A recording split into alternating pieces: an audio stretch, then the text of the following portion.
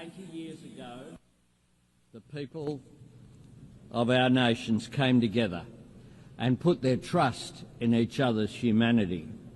An act of faith all the more extraordinary when we recall the devastation that still gripped the world. Yet, out of the grief and ruin of war, that generation found the courage, the wisdom and the compassion to work together for a better peace, to build a world governed by rights and rules, not fear or force, where the sovereignty of every nation is respected, the essential dignity and equality of every man, woman and child upheld, and where the shared mission and purpose of the United Nations is not merely to contain the threat of war, it is to create the conditions for peace, to provide a framework for settling our disputes, to foster the dialogue that enables us to manage our differences and deepen our understanding, and to nourish the opportunity, build the prosperity and deliver the economic justice on which true and enduring security always depends. If 80 years ago this task had been entrusted to the great powers alone, then in all likelihood we would not be gathering here today. Instead, history would note the United Nations as little more than a noble experiment. The reason this institution has endured is because it belongs to all of us, because it has been built and shaped by all of us. And it is up to all of us to bring new strength to the United Nations' enduring mission, to renew our commitment to the principle that peace is both our common cause and our collective responsibility. The creation of the International Rules-Based Order owes much to the post-war leadership of the United States of America. For the region Australia calls home, that stability has underpinned a generational economic transformation. But we cannot ask, and should not expect, any one nation to uphold the rules or guarantee the security on which all of us depend. We all have a role in making sure that the system which has enabled the rise of new powers safeguards the rights and aspiration of every nation, big and small.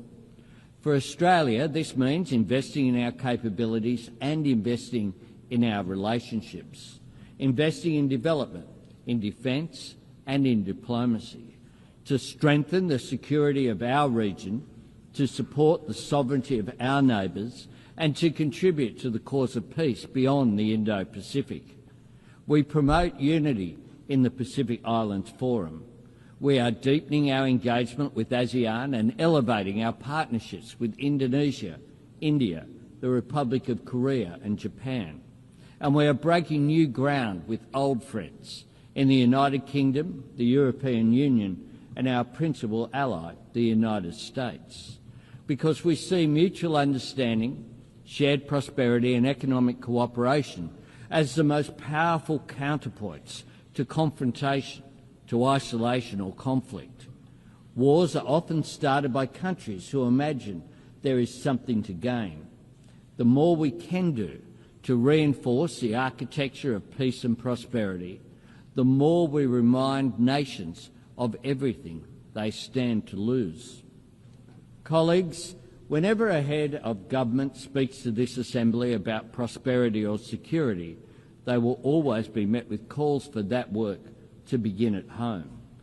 Part of our job is demonstrating to the people that we serve that what happens in the world matters to them, that when we cooperate to enhance security, contribute to alleviating poverty or commit to protecting the natural environment, when we support the agency of forums such as the G20 or APEC or invest in diplomatic partnerships like the Quad, none of this means setting our national interests or our people's values aside. It means working to fulfil them. The United Nations is much more than an arena for the great powers to veto each other's ambitions. This is a platform for middle powers and small nations to voice and achieve our aspirations. and that is why Australia is seeking a place on the UN Security Council in 2029-30. And it is why we are bidding to co-host the 31st Conference of the Parties with our Pacific family, nations for whom climate change is more than an environmental challenge, it is an existential threat. This is a place for the global spotlight to shine on suffering and struggles that might otherwise be forgotten, and for the international community to work together to advance our shared interests and to tackle challenges we cannot meet alone. In 2025, we are confronted by all manner of these challenges in old forms and new. Dictators whose hold on power derives solely from their capacity for cruelty to their own citizens. Tyrants who invade sovereign nations to further their own ambitions. Regimes willing to crush their own people beneath the weight of oppression. Autocracies deploying new technology to undermine our trust in democracy, institutions and each other. Intimidation and coercion on the seas and in the skies, endangering lives and risking escalation. Terrorists and states which sponsor terrorism, spreading hatred. And if ever we had the luxury of imagining that breaches of international law were not our concern, or that conflict and turmoil in another part of the world could not affect us, those days are long gone. Just last month, Australian security agencies confirmed that the Iranian regime orchestrated the firebombing of a synagogue in Melbourne and a Jewish restaurant in Sydney. Criminal acts of cowardice aimed at spreading fear.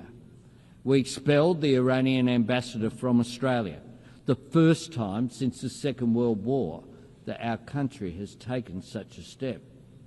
And here at the United Nations, we repeat to the world, there is no place for anti-Semitism. Colleagues, it is not the Australian way to try and impose our values on other nations. But when we deal with the world, we bring our values with us, and we strive to back our words with actions. Australia helped to draft the United Nations Charter, and we were part of the first peacekeeping operation under UN authority, proudly supporting independence for Indonesia. As an economy engaged in the fastest-growing region of the world in human history, Australia champions the benefits of free and fair trade, and we work to strengthen it by advocating for working people to share in the prosperity that trade creates through better wages, safer workplaces, and the elimination of exploitation and modern slavery, and by supporting the security of communications and maritime travel that make trade possible through the United Nations Convention on the Law of the Sea, including in our region and the South China Sea.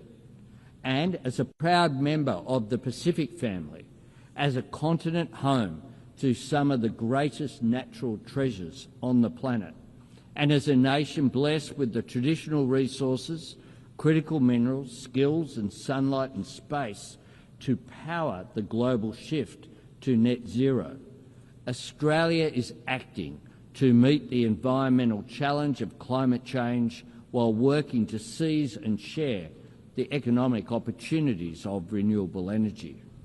We will meet our 2030 target of 43% emissions reduction on 2005 levels. And last week, we set our target for 2035, cutting emissions by 62 to 70%.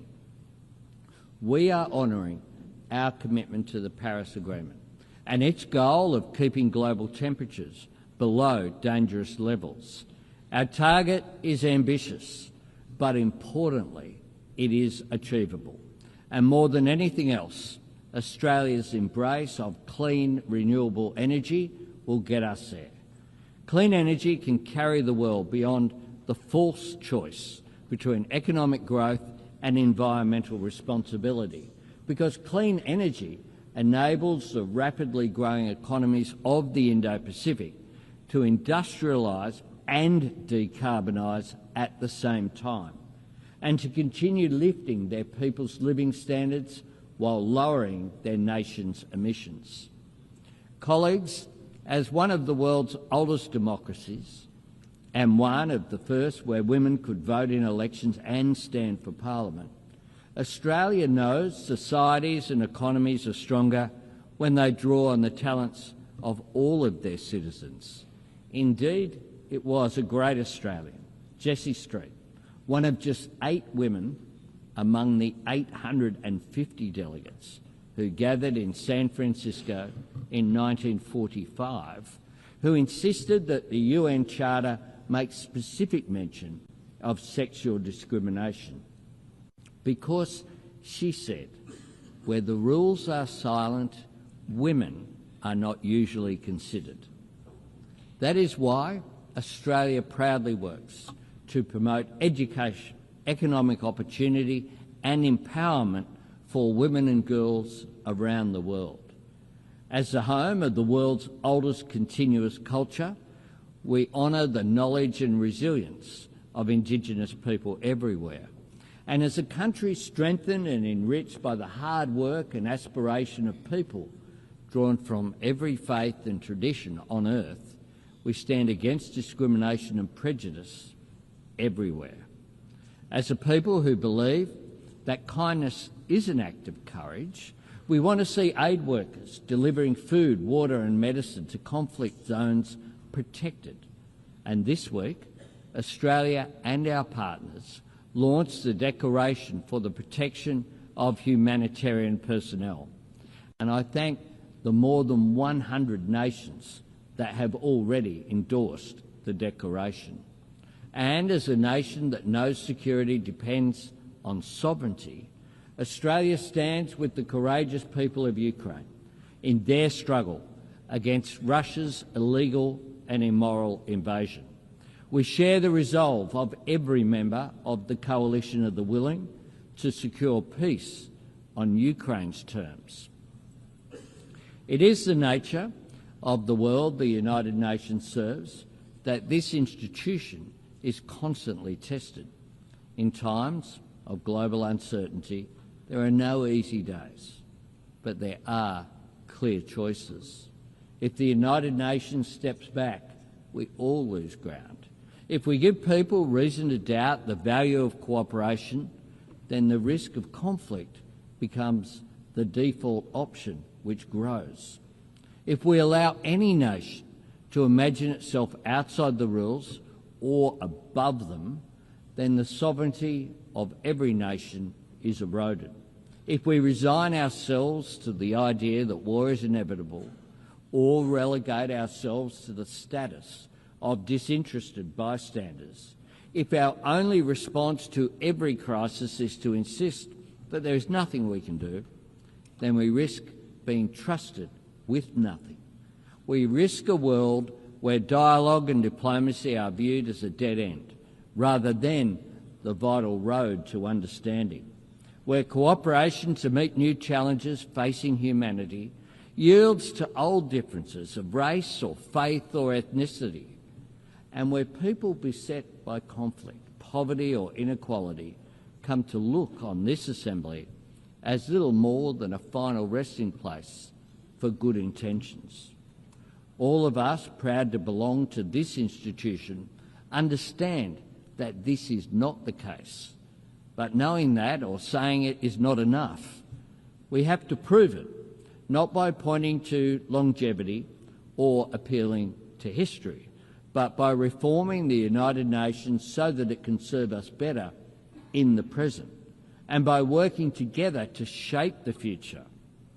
Because, while 80 years is a significant milestone, the true value of the United Nations is not counted in decades, it is measured in deeds, in actions that make a positive difference to people's lives. That is how the UN proves its worth and makes its case, by delivering food to villages in the grip of famine, by providing vaccines that spare families from disease, by bringing clean water to a community on the brink, by helping countries break the shackles of poverty, by liberating children from exploitation or abuse, by guarding against the spread of nuclear weapons and working for a world free of nuclear weapons, by demonstrating that the principles on which the United Nations was founded still hold life and weight and meaning and hope for the people who need them most. And nowhere is that task more urgent than the Middle East. For decades, leaders have come to this podium in search of new words and new ways to call the world to action on a two-state solution. Today I look to words that Australia helped write 80 years ago. Australia is calling for a ceasefire, for the immediate release of the hostages, for aid to flow to those in desperate need, and for the terrorists of Hamas to have no role in Gaza's future. And this week, Australia recognised the state of Palestine because, to quote from the Charter, that forms the very foundations of this institution and reflects the very best of its idealism.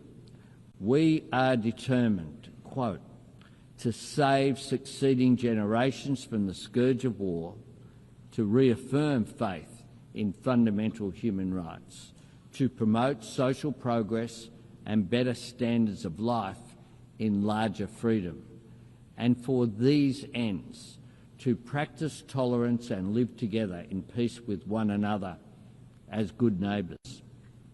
That was right 80 years ago and it's right today. Every nation that takes a seat in this room has put its name to those principles.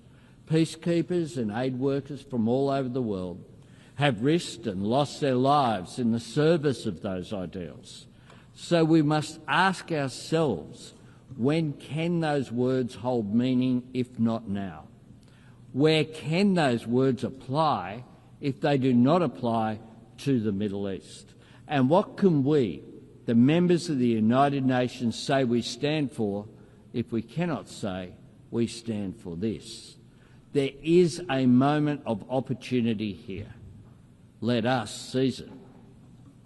Colleagues, in the early days of this Assembly, Papua New Guinea was considered an Australian territory.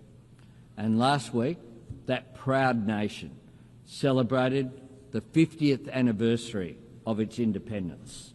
And soon, Australia's nearest neighbour will become our newest ally.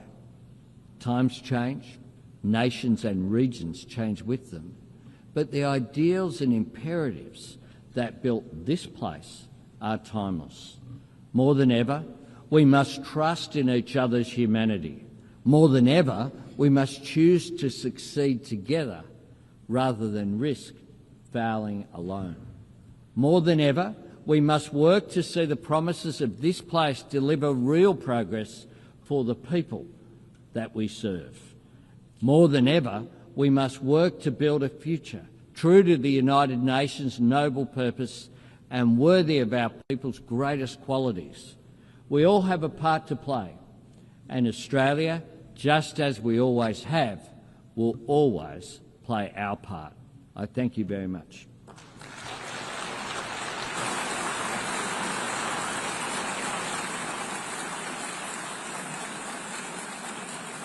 On behalf of the Assembly, I wish to thank the Prime Minister of the Commonwealth of Australia.